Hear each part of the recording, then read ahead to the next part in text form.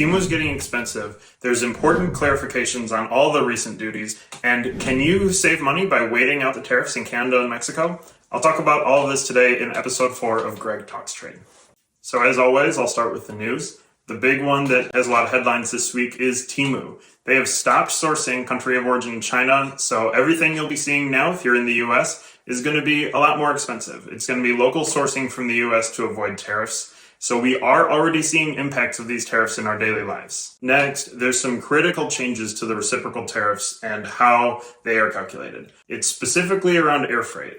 It had widely been believed that the tariffs would be calculated for all modes of transit based on the departure date. But it was clarified this week by CBP that if it was not an ocean vessel, it'll actually be calculated based on the customs clearance date, not the departure date. So all of these companies that started air freighting things in right before April 9th or April 5th, if you're not talking about China, they're going to be facing a lot more in tariffs unexpectedly. There were also some changes about how different tariffs stack up, specifically the IEEPA fentanyl tariffs on Canada and Mexico, as well as the 232 tariffs on automobiles and steel and aluminum. So if there is an auto tariff and it's country of origin Mexico or Canada, you can ignore that IEEPA on Canada or Mexico. Just pay the auto tariff. If it's from Mexico or Canada and it is a steel or aluminum product, you can ignore the steel or aluminum tariff on it, just pay the Canada-Mexico tariff. If it's an automotive part and it's a steel aluminum, you just pay the automotive.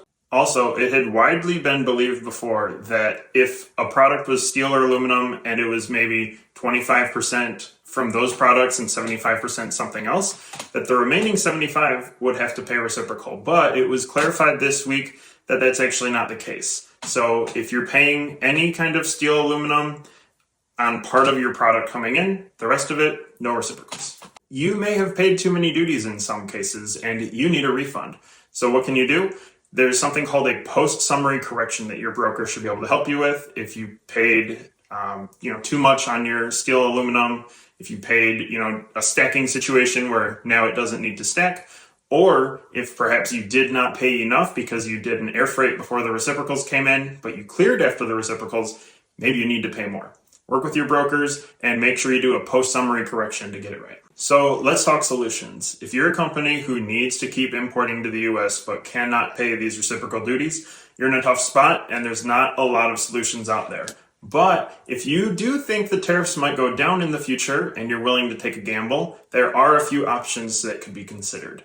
In a previous video, I had talked about Class 3 bonded warehouses where you can hold cargo inside them in the US, wait for duties to hopefully go down, and then your duties get calculated later when you take them out of the warehouse. Well, that warehouse space has been selling like crazy, and there's not a lot left available in the US. So some people are thinking about turning to Canada and Mexico. There's a kind of a solution available in each of those countries, but those are probably going to fill up soon as well. So let's start by talking about Mexico and their IMEX program. Now, this program is originally kind of designed to be where importers will bring in raw materials, keep them in bond and to not pay duties on them, manufacture, and then export the finished goods to the US or elsewhere. There is a way we can adjust the program where you don't have to do manufacturing. So some US importers are looking into just holding goods in Mexico, hopefully waiting for these tariffs to go away, and then take them into the US after tariffs hopefully go down.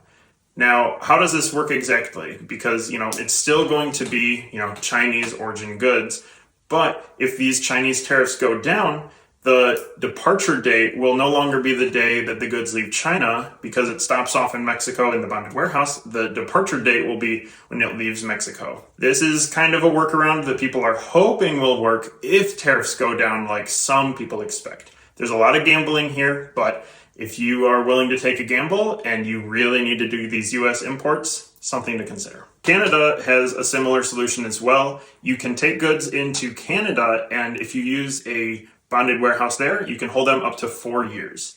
Now, this is a little bit more complicated than using Mexico. You do actually have to do a warehouse entry in Canada, but since it's a bonded warehouse, you defer paying Canadian duties, and then if you re-export out of the bonded warehouse, you don't have to pay the Canadian duties. These solutions in Canada and Mexico are more of gambles than solutions, and they are more complicated than I make them sound here. So have a conversation with your forwarder or your broker and see if it does work for a company like you and a product line like you.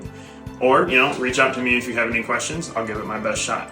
If you've got any questions on some of the news roundup I mentioned earlier, I'm all ears as well. This has been episode 4 of Greg Talks Trade. See you next time.